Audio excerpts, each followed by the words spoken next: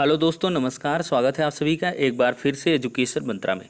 देखिए दोस्तों, एक आदेश लगातार सोशल मीडिया प्लेटफॉर्म पर वायरल है जो कि एमआरसी प्रकरण पर है और लोहा सिंह पटेल पर है।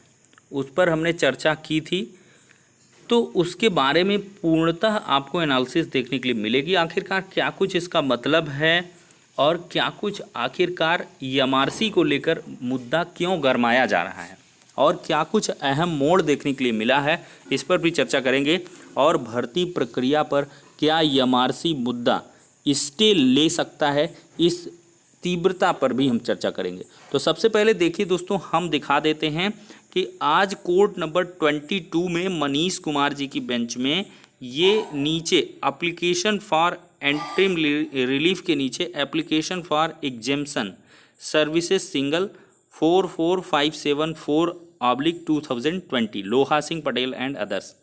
तो देखिए दोस्तों, इसमें क्या हुआ था कि ये जो एप्लीकेशन थी, ये जितनी खामियां हैं लोहा सिंह पटेल वाली याचिका में, उनको रिमूव करते हुए एक फ्रेश तरीके से मतलब प्रेयर की गई, एप्लीकेशन दाखिल की गई।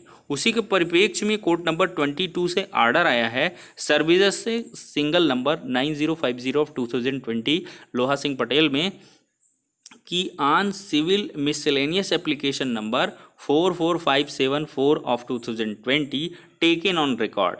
मतलब ये एप्लीकेशन जो मिसलेनियस एप्लीकेशन है वो रिकॉर्ड में ले ली गई है। Let the case be listed in the next cause list, और मैटर को नेक्स्ट कॉज लिस्ट में लिस्टेड करने के आदेश जज साहब ने दे दिए हैं।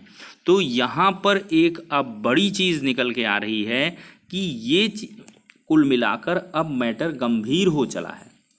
ऑफ रिकॉर्ड ये चीज़ें देखने के लिए मिली हैं कि जज साहब ने काउंटर पर विशेष तरीके से इसमें तर्क रखे गए कि गवर्नमेंट ने अभी तक किसी भी एमआरसी प्रकरण पर काउंटर एफिडेविट फाइल नहीं किया गया है।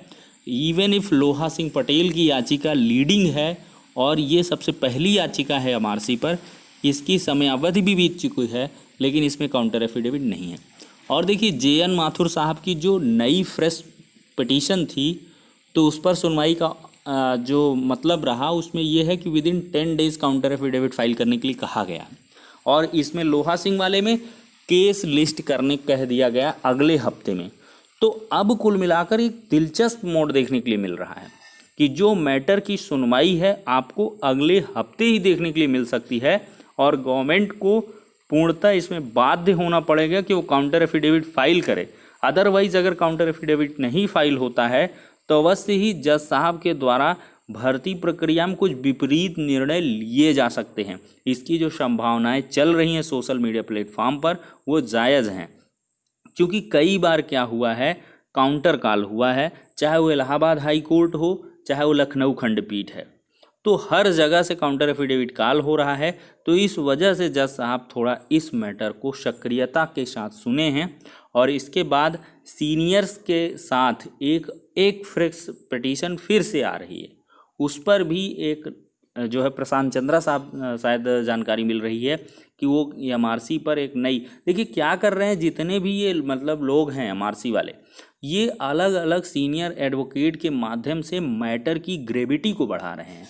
अलग अलग सीनियर एडवोकेट के माध्यम से फ्रेश पिटीशन डलवाते हैं, उनके माध्यम से बहस करवाते हैं, और काउंटर एफिडेविट के लिए गवर्नमेंट को एक तरीके से मजबूर किया जा रहा है कि जल्द से जल्द फाइल करे। बार बार काउंटर एफिडेविट पर टारगेट किया जाता है। तो इस वजह से अब गवर्नमेंट को जल्द से जल्द इनमें काउंटर एफिडेविट फाइल करना पड़ेगा, अदरवाइज जज साहब कुछ विपरीत निर्णय ले सकते हैं।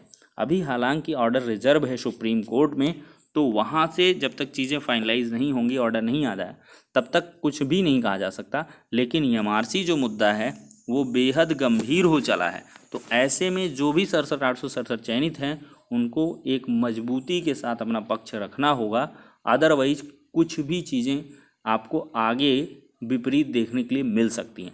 क्योंकि एमआरसी मैटर पर जो इतना हो हल्ला मचा हुआ है वो काउंटर एफिडेविट पर ही निर्भर करेगा। काउंटर एफिडेविट आ जाए, उसके आधार पर जो चीज़ें हैं वो क्लेरिफाइड हो जाएंगी। तो फिलहाल के लिए अपडेट थी, नेक्स्ट वीडियो मिलते हैं, तब तक के लिए शुक्रिया, धन्यवाद।